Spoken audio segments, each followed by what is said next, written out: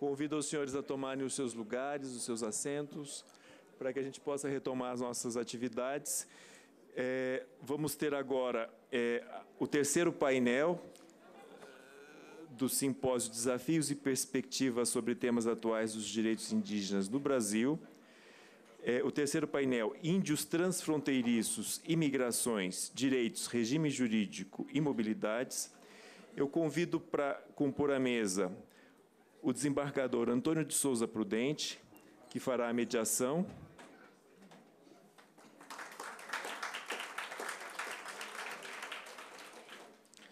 O doutor José Gladstone Viana Correio, procurador da República.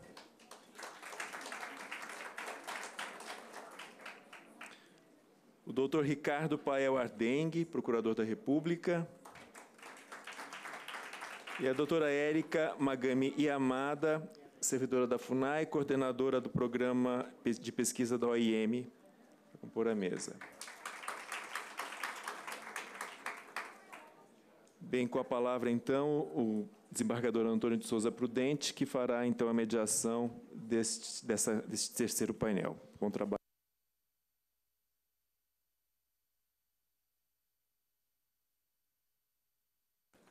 Alô. Agradeço o honroso convite do eminente procurador regional, doutora Kira, para participar deste evento que, na verdade, desperta o interesse de toda a sociedade global para uma definição do quadro das comunidades indígenas transfronteiriças.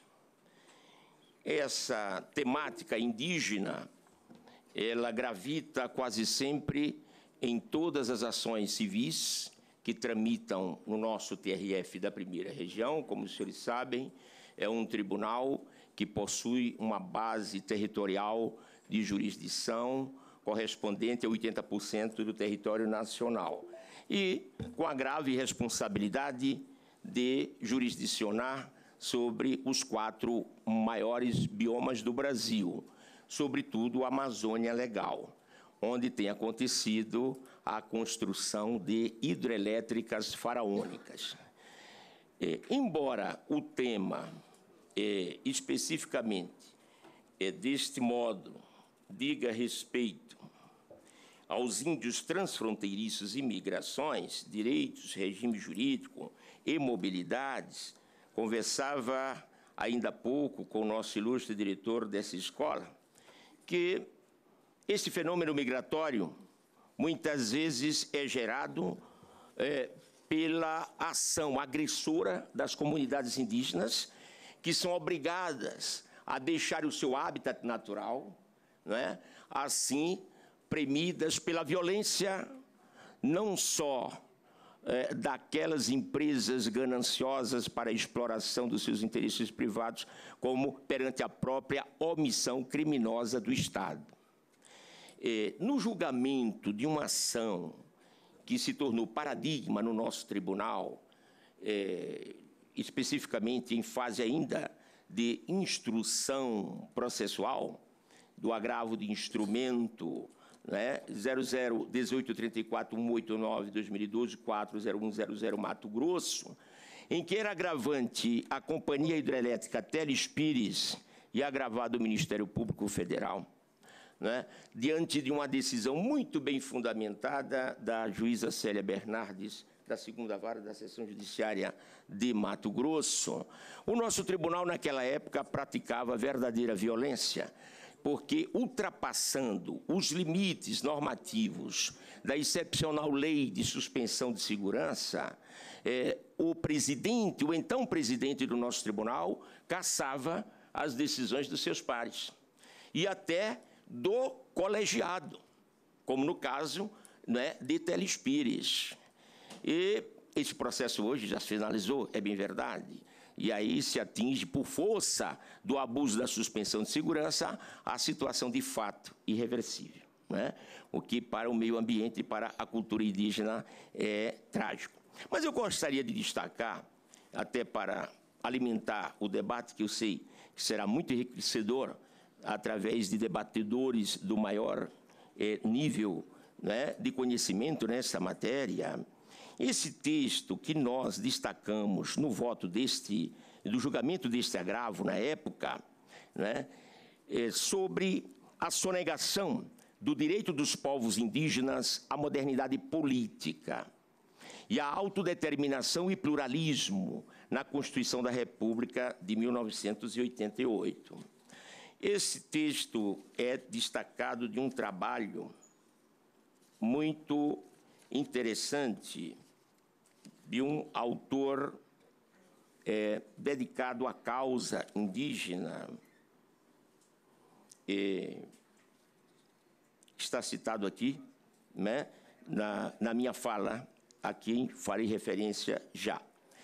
Diz ele que todo arcabouço normativo acima tematizado sinaliza uma sucessão, se não vivenciada efetivamente, ao menos declarada, de paradigmas jurídicos bem distintos entre si quanto à autonomia dos povos indígenas.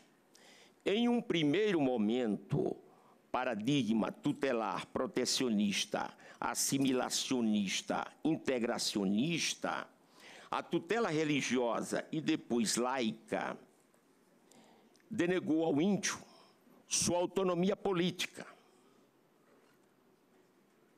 pois fundamentando-se no discurso da necessidade de humanizar o índio para integrá-lo à civilização, inserindo-o na sociedade conquistadora através da ação violenta, iniciando um processo de anulação cultural pela transmissão de outros valores, tornando mais dependente da nova ordem constituída. O pressuposto fundante da política integracionista é a menoridade dos índios, entendida no sentido kantiano como a incapacidade de se servir do entendimento sem a orientação de outrem.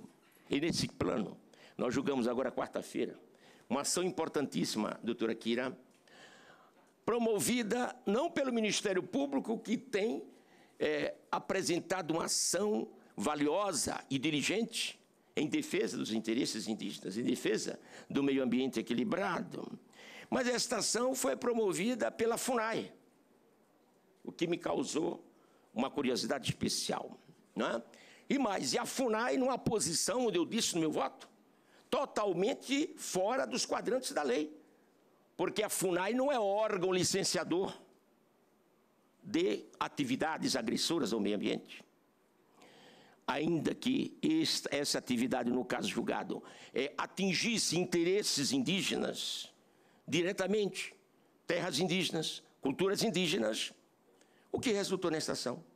Foi uma negociata totalmente à margem da legislação ambiental, onde sempre nesses acordos com os quais eu não concordo, eu acho que em matéria de meio ambiente, de interesses coletivos e difusos, como no caso, não há que se cogitar em acordo. A solução é o termo de ajustamento de conduta, é colocar o empreendedor agressor nos trilhos da legalidade. E aí nós vamos praticar prevenção, como, nesse caso julgado, já está no YouTube, depois eu coloco a chave eletrônica para os senhores. Então, esse pressuposto da menoridade tem levado a consequências drásticas no tratamento dos nossos povos indígenas. E foi justamente para resgatar os índios da sua menoridade, para lhes garantir as condições de possibilidade de viver a sua modernidade política, com as suas promessas até hoje não cumpridas, de direito à diferença, e assim poderem exercer sua plena e livre capacidade, que a ordem constitucional inaugurada pela Constituição da República de 1988 deu lugar a um novo paradigma, nucleado nos valores do pluralismo político e cultural e da autodeterminação dos povos indígenas.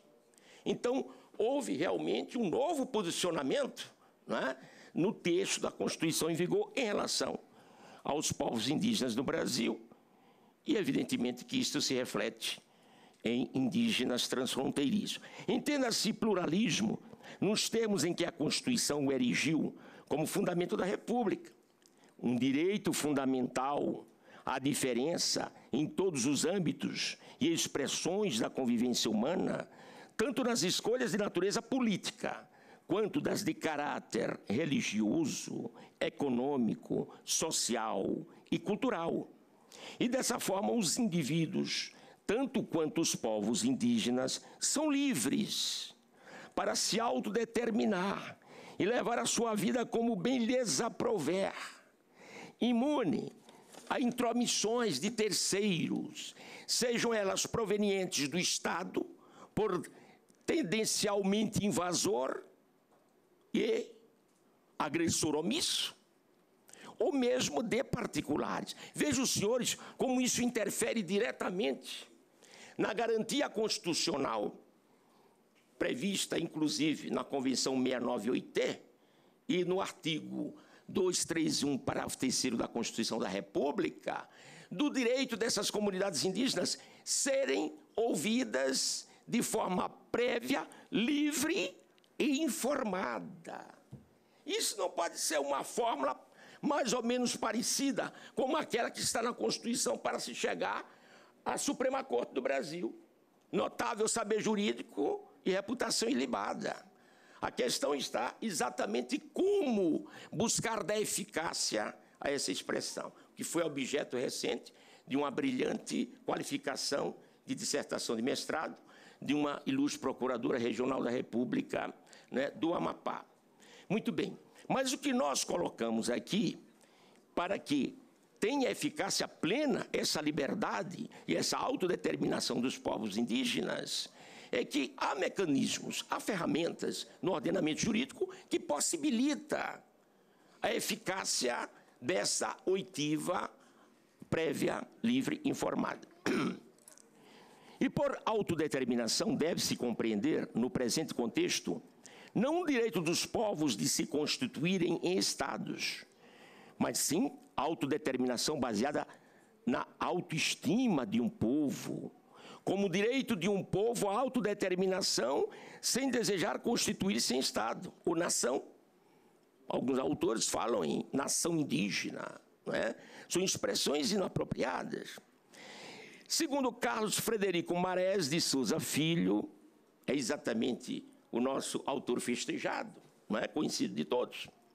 Do ponto de vista do direito internacional, não é possível que um povo tenha direito à autodeterminação sem desejar constituir-se em Estado, mas do ponto de vista de cada povo é possível, pois a opção de não constituir-se em Estado e de viver sobre outra organização estatal é manifestação da sua autodeterminação. Mais do que isto, os povos que vivem sem Estado hoje precisam apenas de Estado que os proteja do próprio Estado, das classes que têm o poder no Estado e de outros Estados. Este é o seu paradoxo. Ainda segundo Souza Filho, Carlos Frederico Marés, isto quer dizer que a autodeterminação, o direito dos povos disporem de si mesmos, como diz o Pacto Internacional de Direitos Econômicos, Sociais e Culturais, de 1966, tem um duplo entendimento. Quando dito a partir das organizações internacionais e estatais, significa o povo do Estado, considerado, apesar das diferenças, como um só. Quando dito a partir do próprio povo, antropologicamente falando, diz respeito à vontade coletiva de um grupo socialmente organizado e constitucionalmente protegido. E é neste último sentido que a expressão autodeterminação está sendo empregada na presente decisão, como a possibilidade prevista constitucional e convencionalmente de exercer a sua autonomia, ou seja, de formar coletivamente em liberdade a vontade coletiva de um grupo socialmente organizado. Assim consegue-se relacionar os princípios do pluralismo político e da autodeterminação dos povos indígenas, de que a expressão, a exigência constitucional está aqui, de consulta prévia às comunidades indígenas, afetadas pelo aproveitamento dos recursos hídricos em suas terras. E aqui, meus caros, eu peço a paciência, doutora Kira, porque esse tema nos toca no dia a dia da nossa jurisdição. Em nenhum caso da violência praticada pelas hidrelétricas da Amazônia contra os povos indígenas do Brasil ali situados, sobretudo no caso de Telespires e Belo Monte, não se cumpriu a Convenção 69-OIT, nem o preceito constitucional da oitiva prévia, livre e informada. Eu tenho, no mestrado, um grupo de pesquisa sob a rubrica Direito Ambiental e Sustentabilidade, pelo qual, eu sou muito transparente, tenho lutado com unhas e dentes para mantê-lo.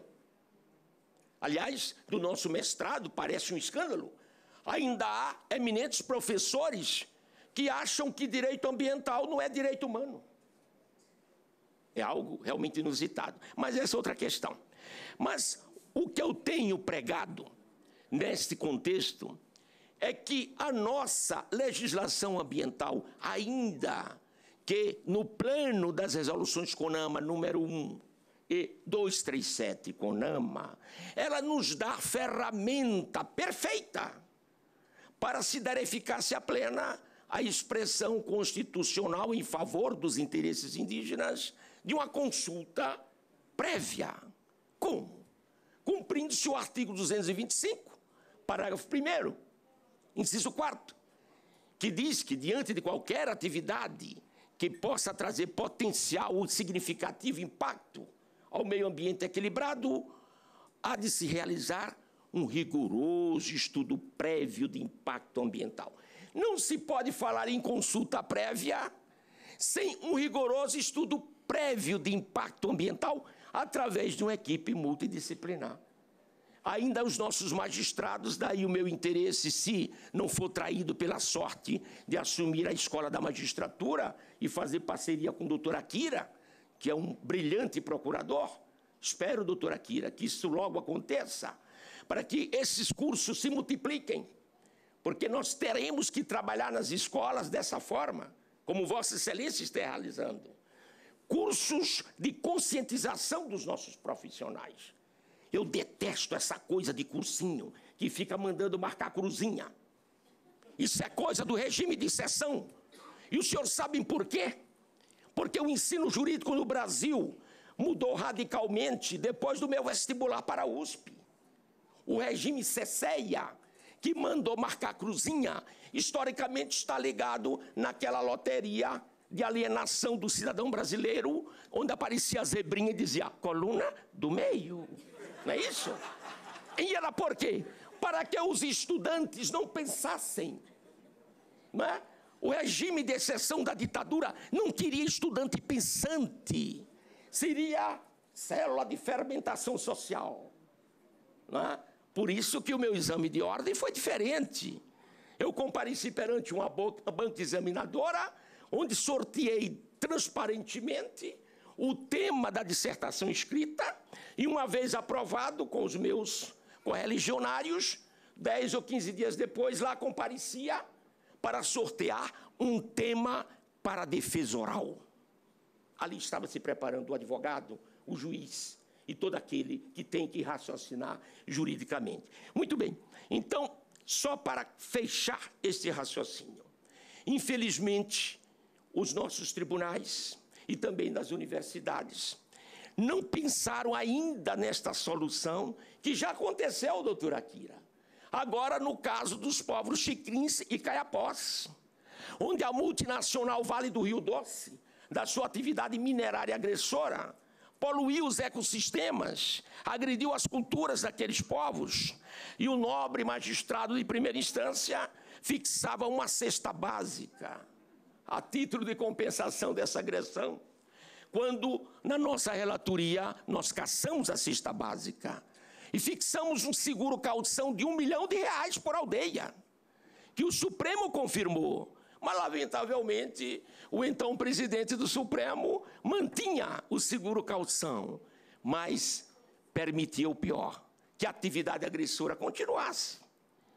E não percebeu que há de se fazer uma distinção perfeita entre um estudo prévio de impacto ambiental para dar eficácia plena ao princípio da precaução, inibindo qualquer atividade agressora, não só das culturas indígenas, enfim, das suas terras e do meio ambiente como um todo, mas se a precaução não se praticou, como não tem sido praticada, porque se houvesse a prática da precaução, com rigoroso estudo prévio de impacto ambiental, com uma equipe multidisciplinar, formada por outros peritos, das mais diversas especialidades, e mais, praticando ética ambiental.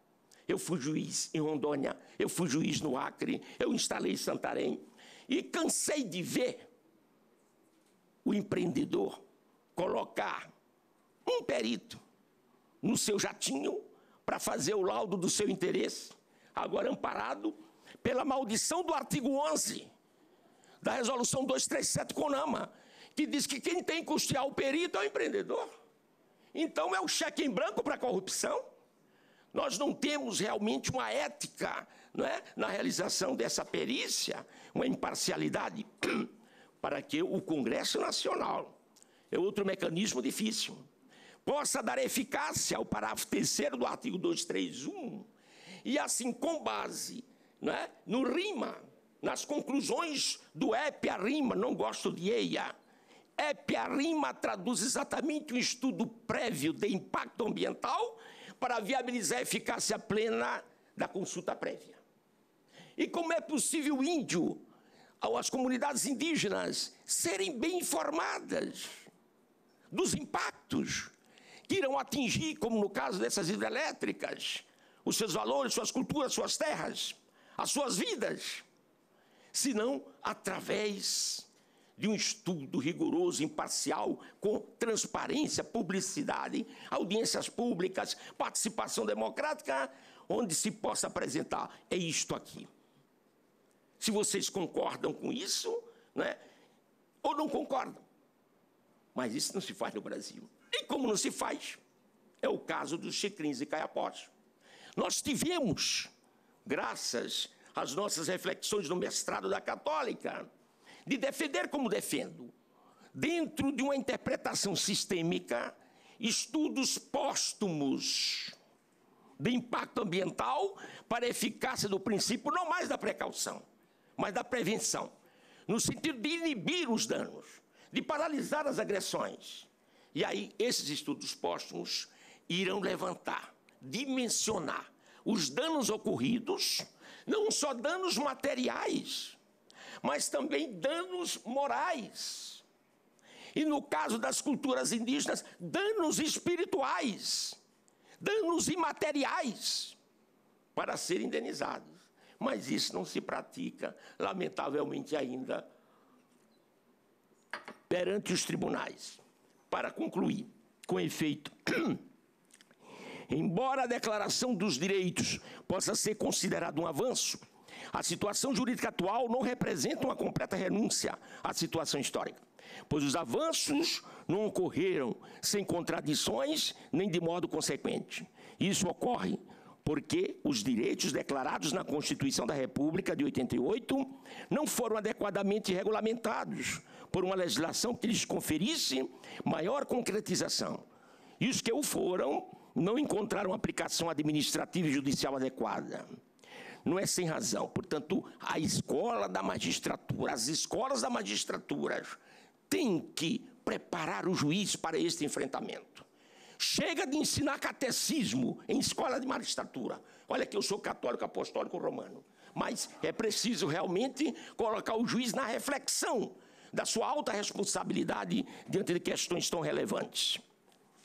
E aqui não é sem razão que a minha ilustre colega, lamentavelmente, numa aposentadoria incompreensível, ainda jovem, a desembargadora Celene de Almeida afirma que a abundante legislação protecionista desde o Brasil colônia, aliada à legislação imperial e depois à republicana, não impediram o genocídio indígena no Brasil e nas fronteiras também. Não gostaria de findar sem transcrevi essa reflexão de Hartmut Emanuel Kaiser nas letras seguintes. As modernas normas de proteção do direito indígena são implementadas insuficientemente nos conflitos de interesses entre a sociedade nacional e os povos indígenas do Brasil, em razão da massiva resistência política e do déficit estrutural dos sistemas administrativo e judiciário brasileiros. Apesar da retórica progressista do direito indígena em vigor no Brasil, os direitos especiais subjetivos dos indígenas às suas terras, que forma sua base existencial e lhes fornece os recursos de sobrevivência, estão de tal modo configurados que, em vista das reais relações de força no conflito interétnico entre a rigorosa expansão da sociedade nacional, efetivamente em realização, e a sobrevivência física e cultural dos indígenas em seu habitat, não persistem em seu habitat, não é? Não persistem e não podem garantir uma proteção duradoura dos povos indígenas. A proteção progressista dos direitos indígenas à terra está fundada de modo a somente ser concedida onde e desde que não existam interesses econômicos ou de desenvolvimento regional considerados prioritários à sociedade nacional, como são possibilitadas restrições radicais decisivas, ou mesmo revogações completas dos direitos indígenas. E a atual situação jurídica dos indígenas não se apresenta decisivamente melhorada, uma vez que a presente implementação dos direitos especiais indígenas à terra permanece insuficiente na conflituosa realidade jurídica. A situação permanente de invasão da maioria das áreas indígenas, devido à insuficiente concretização da obrigação de proteção do Estado, significa não apenas a violação massiva dos direitos exclusivos de posse e de usufruto e um permanente prejuízo da integridade cultural dos povos indígenas concernentes, mas também, em quase todos os casos, confrontos graves, violentos e mortais, que não podem ser vencidos pelos indígenas em razão da sua inferioridade fática. Para concluir definitivamente, pedindo vênia pela demora na abertura desse grandioso simpósio, gostaria apenas de fazer algumas referências na temática específica, trazendo aqui a contribuição da nota técnica da Defensoria Pública da União, que é uma instituição grandiosa, tanto quanto o Ministério Público Federal, na defesa de interesses socioambientais, não é isso? Muito bem. Onde se destaca que o Brasil apresenta diversas comunidades em região de fronteira. Apenas para exemplificar, há de se citar os guaranis nas fronteiras do Mercosul, grupo hoje extremamente vulnerável. Os Yanomamis na fronteira brasileira com a Venezuela, eu estive pessoalmente com eles na operação Calha Norte, não é? Comandada pelas forças do Exército Brasileiro. Não é? E ali pude dialogar com os Yanomamis, drasticamente reduzidos na época da ditadura militar, no caso da tragédia, não é? Dos Xicrins e Caiapós. E eu recomendo a leitura ou a releitura da obra de Leonardo Boff, Grito dos Povos, Grito da Terra, onde na época da ditadura, não é? Algumas sobre aquela fake news, digamos assim, usando a expressão atual, fake news, não é? Perante a inocência das nossas comunidades indígenas, os militares sobrevoavam as aldeias ainda intocadas e ali, explorando a crença ingênua dos indígenas, com o ronco dos aviões que eles pensavam que eram tupã, jogavam sacos de açúcar refinado, que caíam sobre as folhas das árvores. E eles, ao provarem, faziam toda a festa, né? Pelo milagre que veio do alto.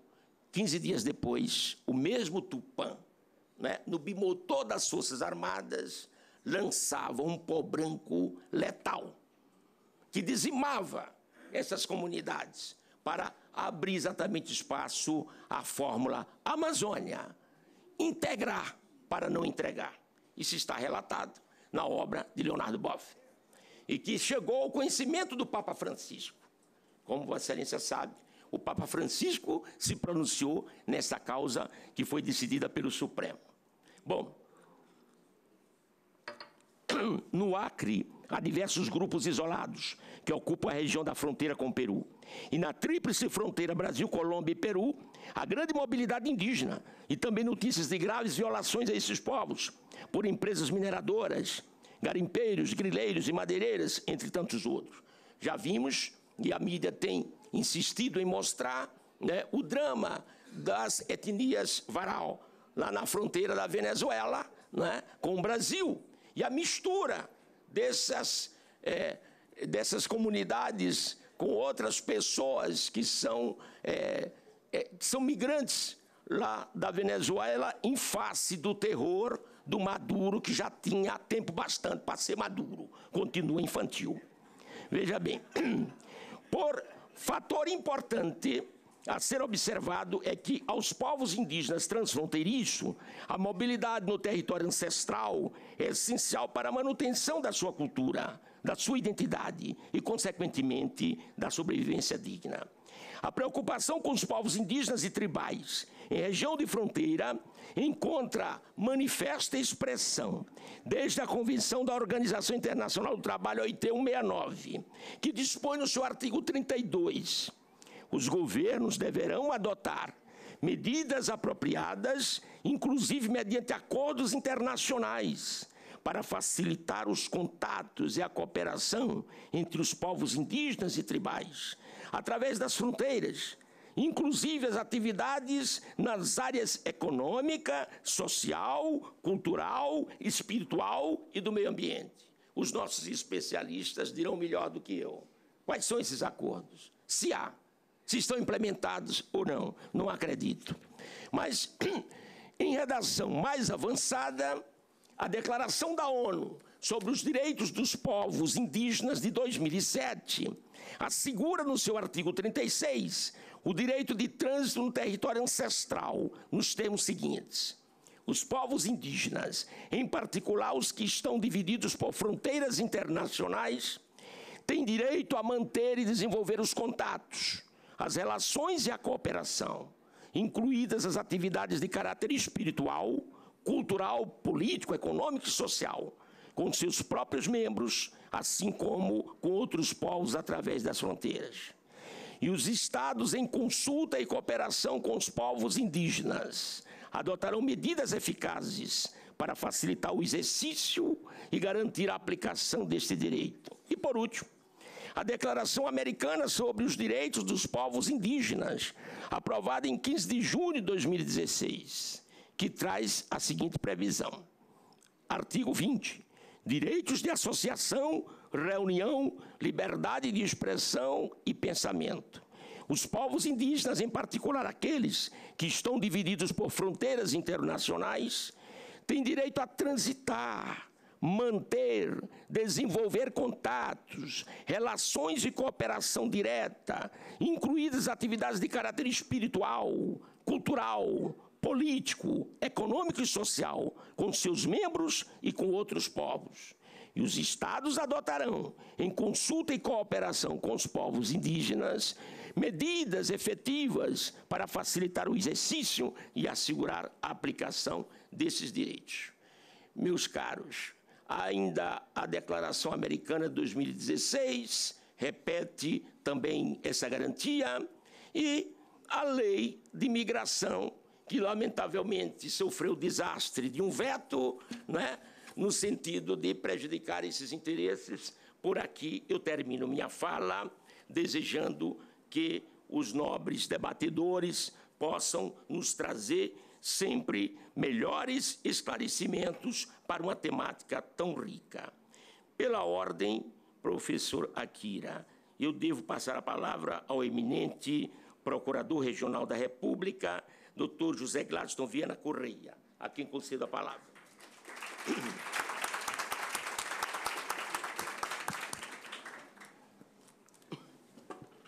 Boa tarde a todas e a todos.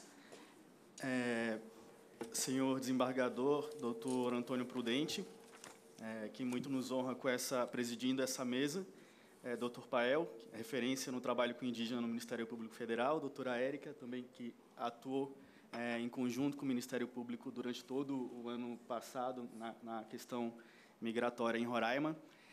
Agradeço ao doutor Akira e ao doutor Gustavo pelo convite para esse seminário, que está sendo um prazer e uma honra para mim. Bom,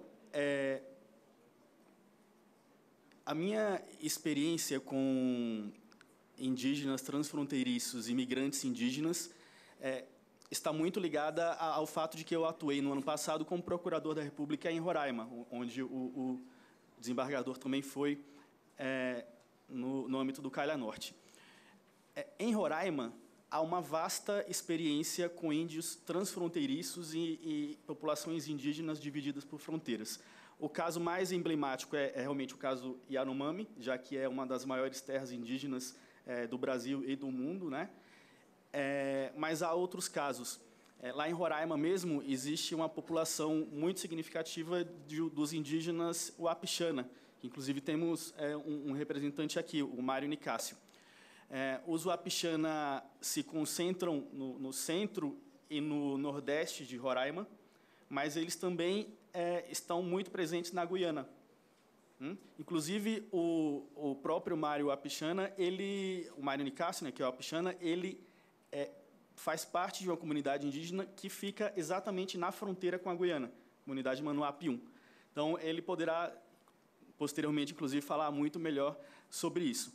Mas a história dos Uapixana é marcada por esse caráter transfronteiriço. A fronteira do Brasil com a Guiana foi fixada no comecinho do século XX, em 1904, e, naquele momento, eles já estavam espraiados tanto em Roraima quanto na Guiana. Com a criação da fronteira e com o estabelecimento de fazendeiros naquela região do Brasil, os indígenas Uapixana que não queriam, enfim, não se amoldavam ao que os fazendeiros pensavam de um empregado, passaram a migrar para a Guiana, para o outro lado da fronteira. Atravessavam o rio e ficavam do outro lado da fronteira. Isso no começo do século XX. Mais tarde, já no final do século XX, início do século XXI, esse movimento se reverte, devido ao fato de que no Brasil os serviços de saúde, em especial o serviço de saúde, é mais apropriado do que aqueles oferecidos na fronteira do lado guianense. Os indígenas Uapixana do outro lado da fronteira começaram a vir então para o lado do Brasil. Então a fronteira faz parte da vida de muitos indígenas e fronteiras que foram impostas artificialmente a eles, né, que não eram tradicionalmente vistas como uma fronteira. Ali, para eles, era simplesmente um rio que eles poderiam atravessar, mas a terra indígena era a mesma, os parentes do outro lado da fronteira eram os mesmos. O mesmo se dá em relação aos Yanomami e aos Iekuana, né? São duas etnias, dois povos, que convivem numa mesma terra indígena, a terra indígena é Yanomami, mas com características muito diferentes. Os Yanomami são principalmente caçadores e coletores, e tem um componente nômade muito mais marcante. Eles, com a frequência maior que outros povos indígenas, se deslocam no território histórico, diferentemente dos Iekuana, que vivem ali no mesmo território, em regiões ligeiramente diversas, mas que se dedicam muito mais à agricultura e têm uma sedentarização muito maior. Esse tema, inclusive, desembargador, já é conhecido do TRF, que já decidiu, em alguns casos, sobre os próprios Yanomami e sobre essa característica nômade deles. No ano passado mesmo, o Ministério Público Federal recorreu de uma sentença de primeiro grau que, muito bem intencionada, que tratava sobre o direito de saúde. A sentença reconhecia que os Yanomami tinham o direito à saúde, né, como não podia deixar de ser, mas, em razão do caráter nômade deles, do componente nômade, via como impossível para o Estado o estabelecimento de postos de saúde em locais específicos. Então, o que o juiz dizia era, olha, eles realmente têm o direito a ter um serviço de saúde adequado, mas esse serviço não pode ser prestado por meio de postos de saúde, porque essas estruturas são físicas e os indígenas que estão ali não vão ficar ali por tanto tempo assim. Então, o Estado perderia muito, inclusive, perderia muito meios financeiros, né, perderia dinheiro, instalando um posto de saúde ali. O TRF, para a alegria dos Yanomami e do MPF também, reformou essa decisão justamente com o argumento de que uma característica cultural, no caso a característica cultural de mobilidade no território histórico, não pode significar nenhuma restrição à fruição de direitos. Então, não é porque os Yanomami têm esse componente nômade que eles não têm o direito a um posto de saúde. É o Estado que deve prover meios para que o posto de saúde se adeque àquelas características nômades, seja instalando em locais estratégicos, seja utilizando estruturas que sejam passíveis de modificar a localização. Então, os índios transfronteiriços são conhecidos já no direito brasileiro há algum tempo. Algo diferente acontece com os Warau, que são os indígenas venezuelanos que passaram a migrar ao Brasil com maior intensidade no final de 2016 e ao longo do ano passado, de 2017. Os Warau são um povo bastante numeroso do norte da Venezuela, principalmente. Atualmente, estima-se que existam 50 mil integrantes da etnia Warau, e eles vivem basicamente no delta do Orinoco, que é uma região do Caribe venezuelano, bem no norte da Venezuela, e uma região de solo alagável, ou seja, de regime de cheias que inundam todo aquele delta e de secas que permitem uma fixação maior ali. Estima-se que os Warau estão presentes ali, no delta do Orinoco, há mais ou menos 6 mil anos. Então, é uma etnia que conseguiu se fixar naquele território que é mais ou menos inóspito por esse caráter de ser constantemente alagado, conseguiu se fixar ali durante milênios, né? E, ao longo desse tempo, eles estabeleceram contato com várias outras etnias do Caribe, tanto em razão do fato de que outros povos indígenas passavam por ali, quanto em razão do fato de que eles também eram exímios navegadores, né? Eles construíam canoas muito grandes, muito aperfeiçoadas, e eles conseguiram, então, se espalhar por toda a região das Antilhas. Um explorador inglês, no século XIX, chegou a dizer que se deparou com canoas construídas pelos Warau que comportavam mais de 100 pessoas. Então, eles tinham uma habilidade na navegação e na construção de canoas que era invejável, que era exemplar, e, com isso, eles conseguiam também se espalhar pelo Caribe. Por isso que existem Warau, embora haja uma concentração muito maior de Warau no delta do Orinoco, na Venezuela, existem Warau também no Suriname e na Guiana. Bom, os Warau têm um tronco linguístico próprio, assim como os Yanomami, então não há uma semelhança, por exemplo, com os outros troncos típicos das Antilhas, como os Caribe, por exemplo, mas se percebe na linguagem dos Warau várias influências de outras línguas, o que significa também, segundo estudos antropológicos que foram feitos, que esse contato existiu há muito tempo e que eles incorporaram muitos hábitos de outros povos indígenas. Bom, então, os Warau viviam no delta do Orinoco há mais ou menos 6 mil anos, lá permaneceram, tiveram contato com outros indígenas, adquiriram técnicas a partir disso, aprenderam, por exemplo, tiveram contato com a agricultura, conseguiram se sedentarizar ali, conseguiram se adequar ao caráter daquele solo, daquela ecologia dali, construindo casas em palafitas que eram muito resistentes e conseguiam permanecer íntegras mesmo no regime de cheias, e assim eles viveram durante milênios.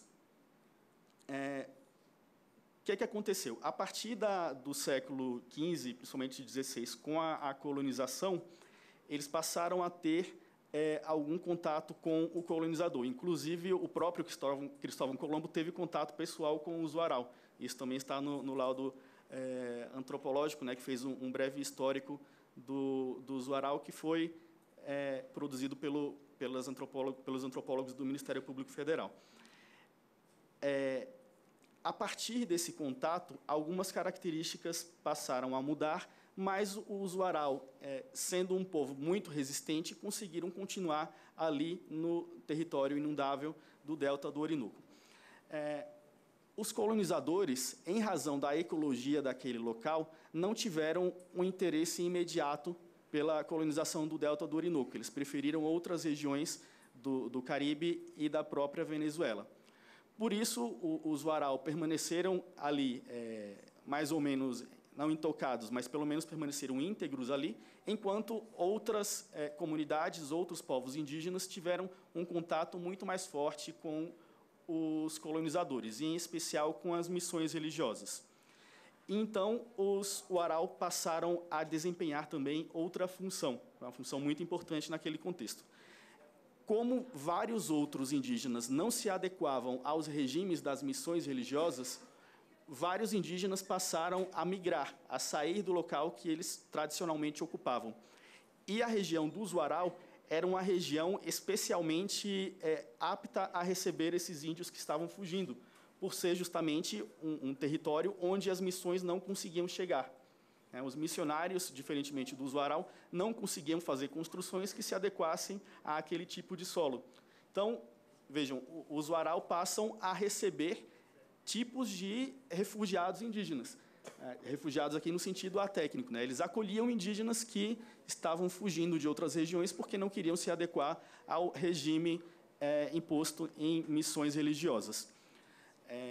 Esse é um dado muito marcante dos Uaral. Eles são muito adaptáveis e eles são acolhedores. Isso não é uma característica só pessoal de cada Uaral, mas também da etnia ao longo da história.